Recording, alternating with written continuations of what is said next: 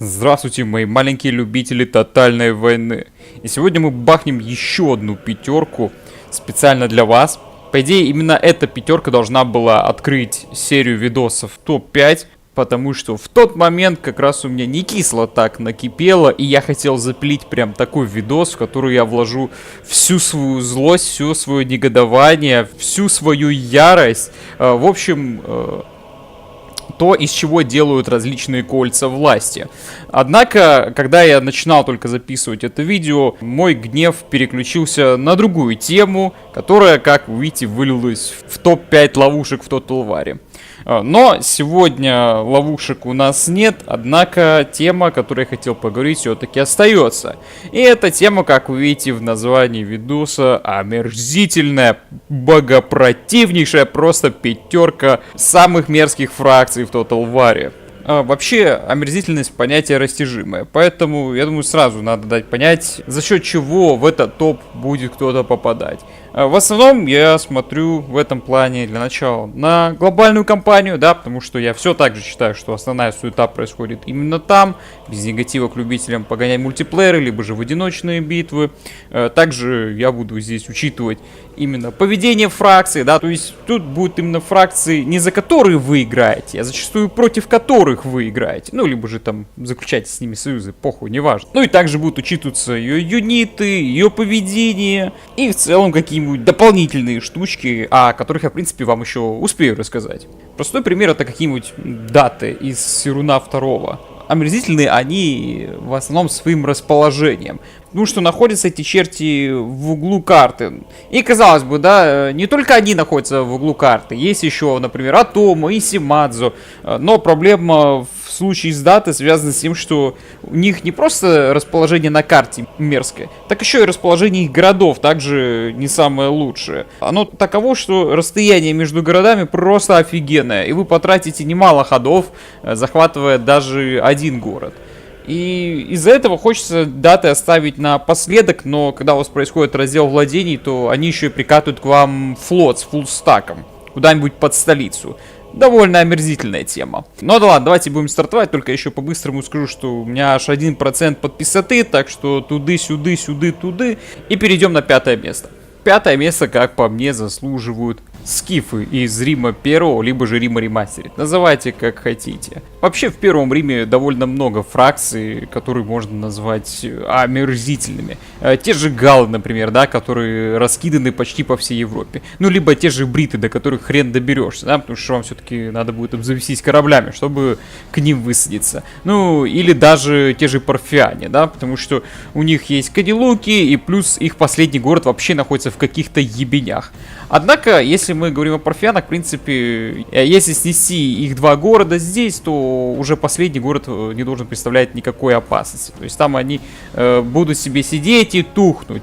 А с другой стороны, у скифов все гораздо хуже, потому что все города между собой раскиданы, и по этим землям просто заебешься передвигаться. И в отличие от парфян, они не берут в моду нанимать всяких пижабников, да, потому что у скифов уже все, что им надо, есть в казармах первого уровня.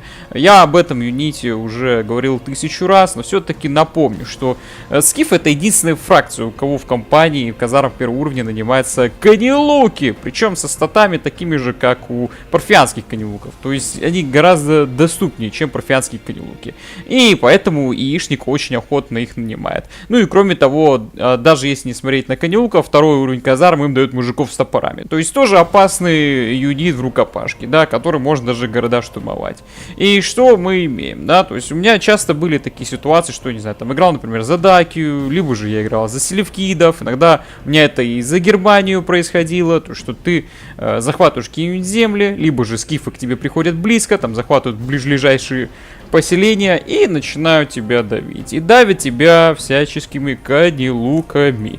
И ладно, там, если бы я играл за Парфию, да, еще за Парфию что-то можно нанять, тех же самых канилуков, просто чтобы в контрмассу так играть, да, либо же можно понанимать каких-нибудь лучников за Дакию, то за всяких фракийцев, за селевкидов, за германцев будет довольно проблематично с ними махаться.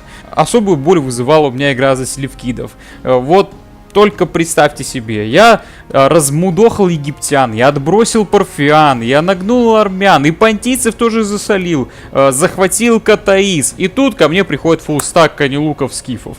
И ладно, я отбиваюсь, все-таки от дефа играть еще можно, тем более, что мы играем за селевкидов, за фракцию, у которой есть пикинеры, да и пикинеры, в принципе, хорошо держат оборону городскую. И думаю, вот значит мой шанс, раз мы скинули вражеский фуллстак, можно пойти на вражеские земли. И что у меня происходит? Я иду вперед, иду несколько ходов, даже десятков ходов, и по пути я встречаю фуллстаки скифов. У меня полный набор пикинеров, там есть лучники, есть какая-то легкая кавалерия, но с каждым боем в открытом поле я получаю неебических пиздюлей чисто за счет того, что канилуки в открытом поле в этой игре это очень опасная сила. А когда их много, то просто полный кошмар.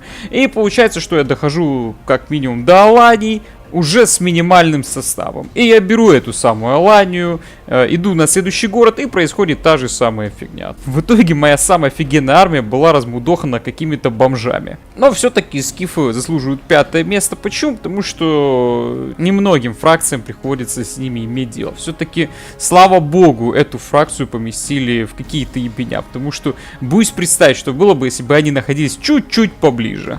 На 4-е место я решил поставить фракцию, а точнее, в нашем случае это даже фракции, а именно сепаратисты. Это фракция, которая является отражением вашей фракции. И отражение может быть разное, да, то есть если вы играете за селевкидов, у вас будут повстанцы селевкидов, если вы играете за Спарту, как я сейчас, то у вас будут повстанцы-спартанцы и так далее и тому подобное. Поэтому, собственно, и несколько фракций. Но мы все это подкинем под одну позицию, по 4-е место.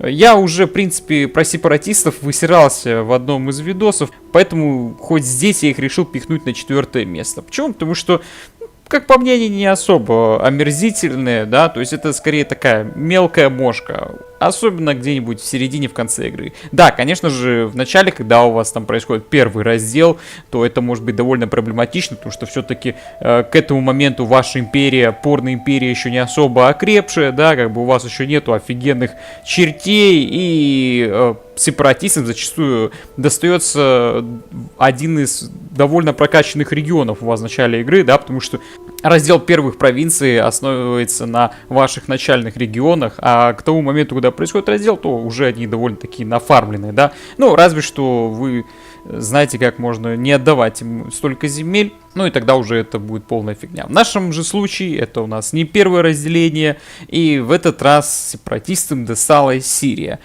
Довольно-таки лакомый кусочек, тоже много бабла этот регион способен вам доставить. Не так много бабла, как, например, Дельта Нила, но все же тоже довольно полезный регион, который хотелось бы иметь. Но эти черти у нас его забрали. Однако, учитывая, что мы здесь разумисты, а они нет, нам удалось сколотить нехилую такую армию, кучу даже армий. Посмотрите, сколько здесь настоящих мужчин, красавцев, спартанцев, которые сейчас доходчиво объяснят то, что не надо было предавать нашего Базилевса, и сейчас они за это как следует заплатят. Поэтому за счет того, что от сепаратистов можно в принципе быстро избавиться, я думаю, они заслуживают 4-е место.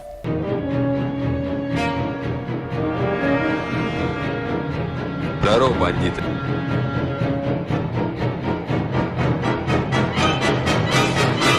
На 3-е место решил поставить самых омерзительных чертей на всем Средиземноморье, а именно сицилийцы. Буквально 5 ходов им понадобилось, чтобы добраться до моих земель. И я вам дам маленький спойлер. Капитан Альберто не пришел ко мне распивать чай и рассказывать мне о великом и о вечном. Нет, этот хрен пришел с одной единственной целью — осадить Геною, просто чтобы мне насолить. Это, как по мне, самая мерзкая фракция в Medieval 2.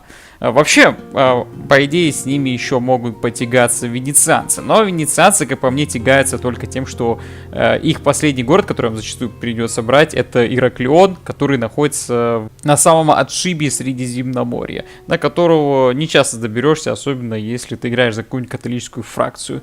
Но сицилийцы — это абсолютно другой уровень, с которым довольно сложно потягаться даже венецианцам. Суть в том, что сицилийцы по факту являются этакой ракетой «Земля твоя жопа».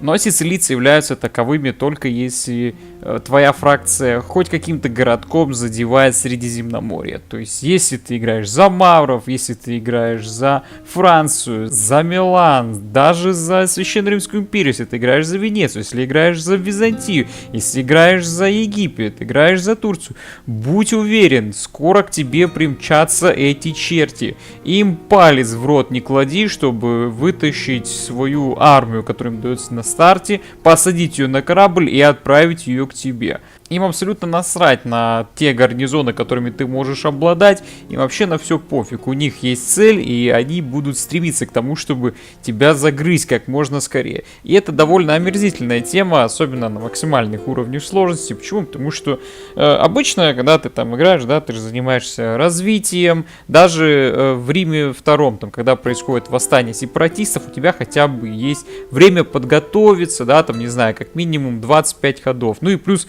как бы, ты же раскачиваешься, да, и сепаратисты как бы могут даже оказаться хорошими сепаратистами, то есть даже восстание может и не произойти в ближайшие 100 ходов. С сицилийцами такое не действует. Им абсолютно пофиг, в каком ты финансовом положении. Им абсолютно насрать на то, являешься ли ты католическим, или же исламским чертылой, или же православным. Они придут и дадут тебе пиздюлей. Они высадятся и захотят осадить твое поселение. И что ты можешь с этим сделать? Правильно, только бить в ответ. Но тут, грубо говоря, та же история, что и со скифами. А в плане того, что до них тоже еще надо добраться. Но, хотя в этом плане со скифами посложнее будет, потому что все-таки скифы там, как вы помните, на отшибе, ну а сицилийцы у нас в самом центре карты. И казалось бы, да, можно снарядить корабли, по-быстрому добраться, но это еще как повезет, учитывая, что на морях могут оказаться пираты, у сицилийцев тоже довольно-таки не слабый флот, хотя сейчас так не скажешь. Ну и плюс всякое может произойти, то есть флот не всегда надежный партнер в Medieval 2, особенно учитывая, что морских боев еще в Medieval 2 нет, и ты можешь рассчитывать только на автобой, поэтому может проканать, может и нет. И казалось бы, да, сейчас мы высадимся в Палермо, но в Палермо у них уже будет к этому времени, скорее всего, стоять классный замок, который также будет довольно сложно брать. Но, к счастью, зачастую сицилийцы не оставляют гарнизоны, да, поэтому в Палермо там максимум может быть отряд, может быть 1 или 2 отряда. В Неаполе тоже может быть 2 отряда. И да, ты можешь все-таки эти города взять по-быстрому. Но тогда, если ты играешь за католиков, угадай, что с тобой произойдет, а? Дам тебе подсказку. Вот тут сидит такой злобный хрыч, которого зовут Папка Римский. И дело в том, что нападая на своих братков, да, по бизнесу, если ты играешь за католиков, папка перестает тебя любить, и в итоге это может закончиться тем, что тебя просто исключат из церкви. То есть, это засранец не просто нападает на тебя, он еще и заставляет тебя драться с ним, байтить, так сказать, из-за чего тебя, скорее всего, отлучат от церкви. И угадайте, что может произойти? Правильно, крестовый поход на Геную. Ну, либо же на какой-нибудь другой город, где вы там обитаете. То есть, тут сицилийцы играют прям вдвойне мерзкую роль. То есть, первое, не мешают тебе развиться, а второе, даже после своей смерти, знаете, так сказать, издают предсмертный хрип в виде того, что тебя отлучают от церкви. Ну, а как ты будешь дальше, тут уже зависит от тебя. Ну, а мы едем на следующее место.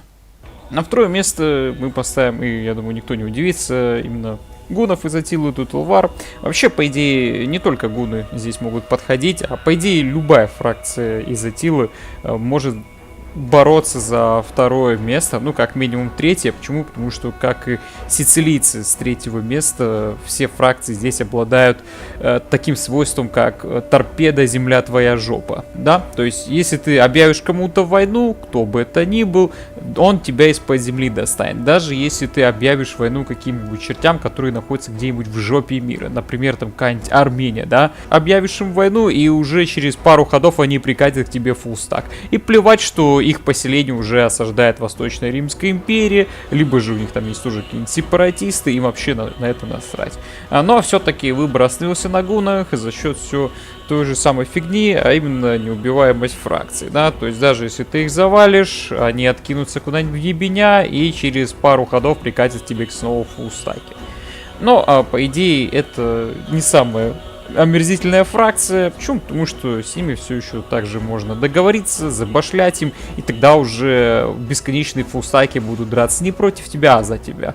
А если ты играешь за каких-нибудь богатеев, либо же за какую-нибудь безымянную империю, либо уже просто за кого-то, кто может поддерживать с гунами хорошие отношения, я думаю, проблем у тебя особо не должно быть. Поэтому гуны остаются все-таки на втором месте. И первое место, я сейчас вам за него поясню, только для начала мне надо взять этот городок. Да ну, блять, и тут они тоже. Господи, я думаю, вы уже не удивлены тому, о чем я вам скажу, а именно то, что первое место у нас будет занимать Скевины из Вахи. До чего же мерзкая фракция? Для начала, это единственная фракция в игре, да и в целом, возможно, единственная фракция во всем Тутулваре, города, которые шкерятся. То есть иногда на карте можно увидеть какие-нибудь заброшенные города. Вот, например, вот такой у нас есть Мясновка, да. И суть в том, что это может быть действительно пустой город, который вы можете оккупировать. А еще это может быть логовом ебаных скевинов, которые сидят и шкерятся. И это довольно мерзкая тема, особенно когда вы воюете против скевинов, и одни раскиданы по карте, и вам надо уничтожить эту фракцию, чтобы уже с ней больше не иметь дел, да. И, например, здесь, с этим кланом скевинов, я вполне себе уверен, что это вся их армия, это у них последний город, и когда я его возьму, скевины здешние прекратят свое существование.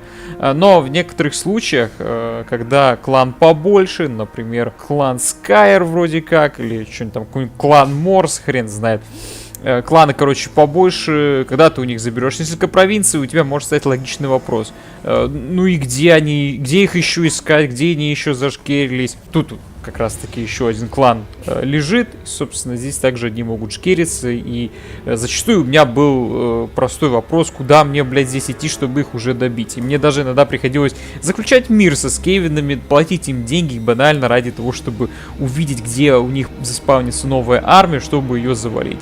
А другое дело то, что скевины еще и зачастую мастера засад и способны под зад тебе дать не кисло так, да. Может так оказаться, что если ты на территории скевинов, ты можешь попасть в ловушку, и на тебя тогда навалится куча крыс богомерзких. И казалось бы, ну ладно, засаду можно пережить, да? Ну и плюс там можно же встать лагерем, играть от дефа. Но тогда скевины тебе могут накинуть подлянку в виде угрозы из глубин. То есть у всех скевинов есть способность вызвать дополнительный отряд. И отряд они умеют вызывать. Ох, как они умеют его вызывать. И зачастую они закидывают вот эти вот призывные отряды в самые такие уязвимые твои места, где у тебя там всякие стрелки, осада какая-нибудь, да, чтобы нанести как можно больше дамага. Ну и казалось бы, ладно, мы можем отсидеться, можем покомперить, но не со всеми скевинами такое может прокатить, потому что есть еще клан Скайр, ну, если что, в чате меня поправят. Так вот, у этого клана, если я правильно помню, эти чертяги располагаются где-то здесь, недалеко от Империи, где Саратоса и так далее и тому подобное. Так вот, они обожают ядерное оружие, то есть они накопили свой боевой запас, и каждый бой способны накинуть на тебя мощную боеголовку. Так что если ты собираешься играть от дефа, то с ними это может не проканать. Также может показаться, что скевины все-таки крысы, наверное, это слабая фракция, можно их забить чисто сильными юнитами. И да, в обычном случае это может проканать. То есть я вполне себе уверен, что здесь, если мы нападем на Сэнь-У, то мы, скорее всего, освободим этот городецкий. Но если вы находитесь в каких-нибудь ебенях севера, играя за Кислев, не знаю, то ли за Ортодокчу, то ли за Катрин, то, скорее всего, вам придется еще и здесь столкнуться со скевинами, которые довольно-таки жилистые. Возле форта Ацроск, я уже не помню, как этот клан называется, но я помню, что там довольно жилистые крысюки, да и причем есть крыса-огры, еще и в самом начале игры. И действительно, в начале игры скевины могут быть для вас то еще занозой в заднице. То есть скевинов желательно избегать в начале игры, потому что может показаться, что вы можете подраться там с какими-то слабыми крысюками, там они быстро разбегаются, у них низкая мораль, но по шапке могут надавать будь здоров. Тут без вариантов, да, потому что если мы посмотрим на предыдущие места, да, то есть там может у кого-то была характеристика того, что он является торпедой, земля твоя задница, кто-то может просто не умирать, у кого-то могут быть мерзкие юниты, у скевинов же, грубо говоря, есть есть и то, и другое, и третье. Ну ладно, может быть у них нет желания жрать твою задницу, но даже если нет желания прямого, зато есть косвенное желание укусить тебя, так сказать. И зачастую скейвины даже способны тебе подкинуть подлянку в виде всякой чумы. Либо же распространять свои подземные города, от которых тебе также придется избавиться, потому что иначе будет подниматься скверно, либо же может произойти какой-то более опасный пиздец. То есть за скивинами здесь надо глаз да глаз. Шоколадный, не шоколадный, любой. Иначе будет полная беда. Поэтому, как по мне, эти черти заслуживают первое место. Но если вы с этим не согласны, конечно, вы можете поделиться в комментариях, можете предложить какие-то свои варианты, может я что-то упустил, может оказывается в каком-нибудь Empire Total War завалялся самый богопротивный черт, да, может кто-то скажет, что а как же монголы из Меди 2? Но, блин, монголы, они что на 70 каком-то ходу появляются. Я думаю, к этому времени вы точно будете готовы. Так что ничего омерзительного я в них не вижу. Может быть, для кого-то это будет поводом погонять игры из списка. Может быть, как раз вы захотите поиграть за омерзительные фракции и быть этакими благородными чертями, да, то есть специально взять Сицилию и не лететь на первом же ходу на Милан, либо же поиграть за Атилу в одноименной игре, но при этом не гасить всех налево и направо. Но самое главное не забывайте, чтобы под вашей сидушкой не распространялся город скейвинов, нужно просто перед сном